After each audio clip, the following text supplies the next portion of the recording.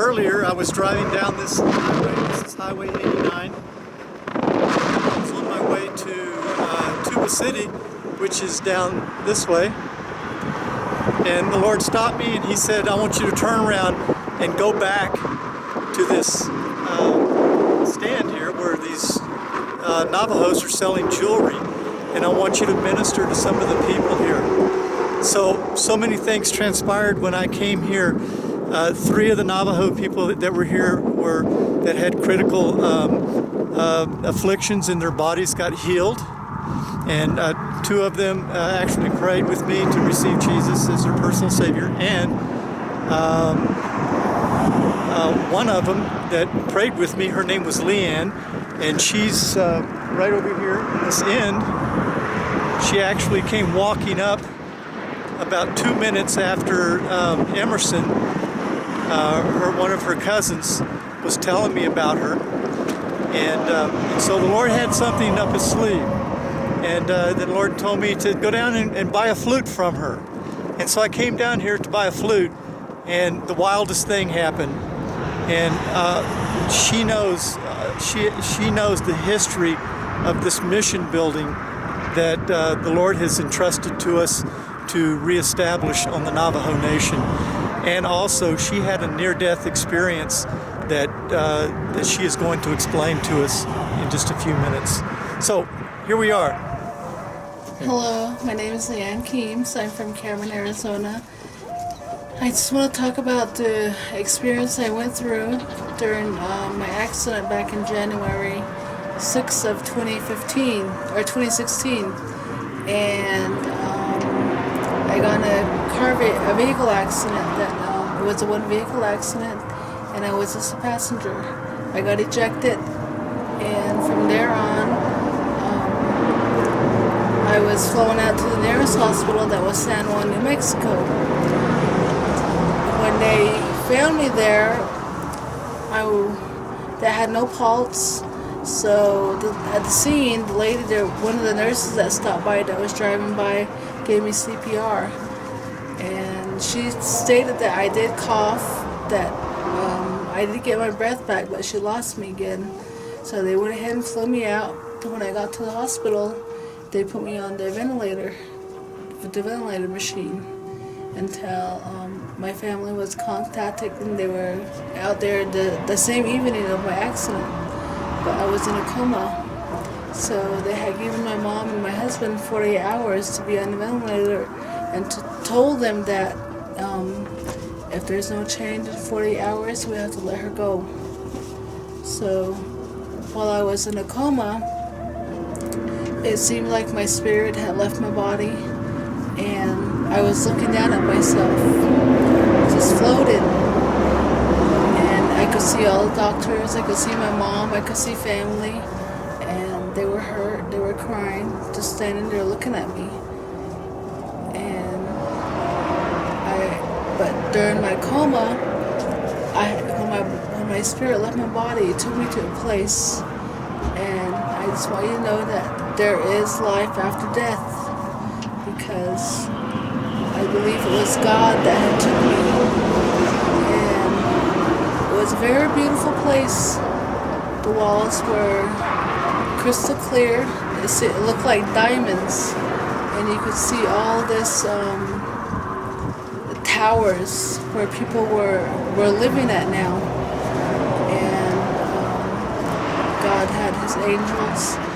So when I came before Him, He had called upon my grandma. My grandma's in the spirit world now, so she's the one who raised me, and He called her in, and He told her, okay, this is your child that you raised.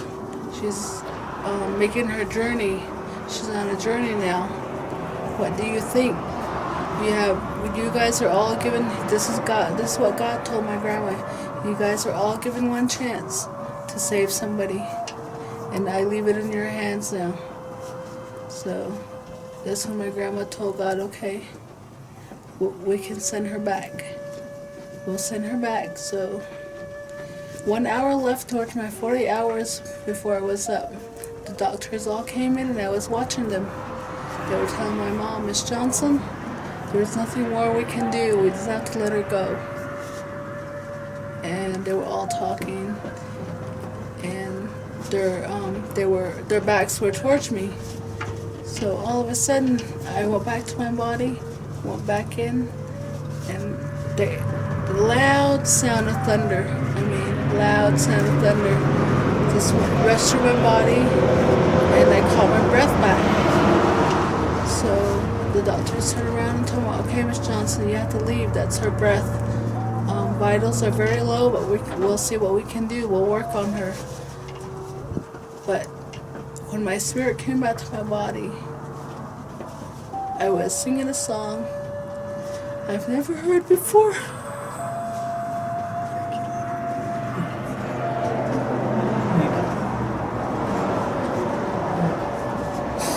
And it was, Jesus loves me, yes I know. I finished the song and my breath came back out.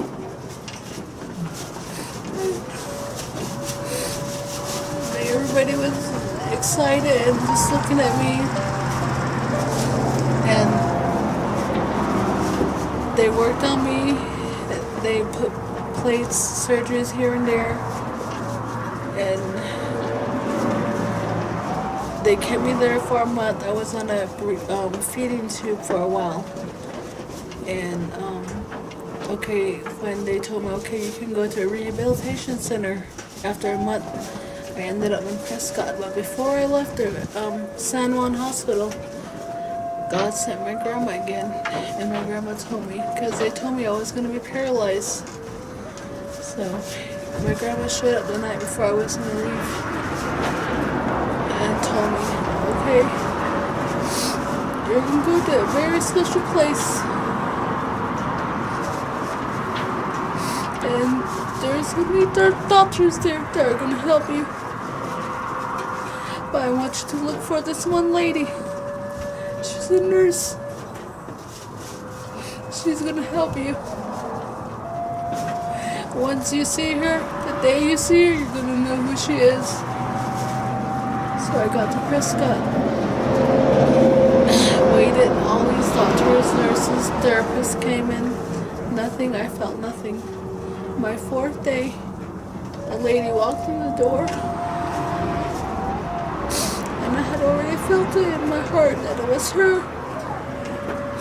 She introduced herself, and the first thing she said to me was, Mrs. Keems, I can heal you. Doctors may be wrong, we may be wrong, but I can help you. So I said, okay. So she started doing therapy while I'm in bed, just laying there doing therapy. And I prayed every night, knowing that there's a God now. So I prayed every night to God to help me, to give me strength. After 1 week came by, they lifted me up. I was just being hoarded around. I would lay on a sheet, they would lift me up, put me in a wheelchair. That's what she did to me. She drove me down to the gym. And at the gym she was, Leanne, I have faith in you. And you can do it. I want you to grab this pole right here. Lift yourself up and stand. And I told her, I said, no, Kate. I said, I can't. I have no feeling at all. And I can't. She goes, yes, you can. There's no such thing as I can't. God didn't say I can't in the Bible, so I'm not going to take I can't, is what she told me. So about 5 minutes went by, finally grabbed the pole, just held it for a while, lift myself up, and I was standing. It felt so good. I couldn't stand very long, but it was a good feeling that I could stand. So she kept taking me to the gym every day. Another week went by, and she goes, Ian, you're ready to take steps. We'll do the parallel bars for 1 week. Work on your steps. And I said, no, Kate, I don't think so. My feet feel so heavy, and I can't even slide them. She goes, yes, you can. So we got to the parallel bar. I did my first step. And it was a good feeling because the doctors had told me I was going to be paralyzed. So God, when I went to go to heaven, when God took me back, he says, I'm going to send you back, child. Whatever is wrong with you, pray about it. Pray to me. I can help you. So that's what I did. And now I have faith in God. I believe in God. I teach my kids. They started reading the Bible because I told them what I went through. And to this day, I'm walking. And I was supposed to do knee surgery only because my legs couldn't go sideways. But now they can. So Ow. I get to see Michael. He prayed for me, and I really believe that he's a healer because when he was praying for me, I felt this really heavy feeling to slip off of me. And he tells me, move your leg. Is there something that you couldn't do with your leg? So I moved it sideways, and now I can do that. Then he says, walk. And I started walking, and I had no limp because I walk with the limp. After he prayed for me, I had no limp. So I see the doctor, my ortho doctor, on Thursday. Just pray to God that I hear good news. And I just want to share my story with you and the experience I've gone through. Now, where are we? In Cameron, Arizona. This is close to Tuba City, Between Tuba City and Flagstaff. and this is on the Navajo Reservation, yes. And you are Leanne, and you are a Navajo. yes, Navajo. And we go by 4 clans. Every Indian is like that. So my first clan is Lastra, which is Red Streak. And then I'm born for the Towering House, that's Kiani. And then Tower House? Towering House. Towering House. Yes. It's called Kiani. And then my maternal grandparents are Twitachini, Bitterwater. And then my paternal grandparents are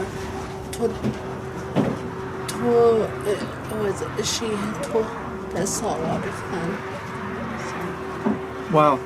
Okay, now could you tell me about this mission building that's on Ed's property, on Yes. Ed's ranch, that I showed you a picture Yes. of? There's this building that is abandoned now, really worn down. It's been there, I would say, the early 40s, maybe 20s. And there was a missionary there we got to know, or my parents used to talk about her, and how we met her. Her name is Betsy Fraser. Her husband's name was Jim Fraser. He's a priest, and they ran that mission there in coal mine.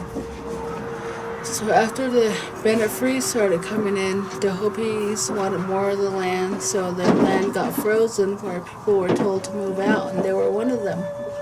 So they just left the mission. They started a new mission here in Cameron that they were there for about 2 years, and then until they bought a little piece of land up towards Flagstaff. Now she's a missionary there still to this day, but her husband had gone back to spirit world. So she's still there, and she's blind, she can't get around, but her kids help her. So they ran that mission. They ran the mission. That's on the edge of the Coal Miners Yes. Canyon in front of Ed Hogan. Yes. Hogan. Yes. Okay, for a long time. They've been here, oh my gosh, a long time.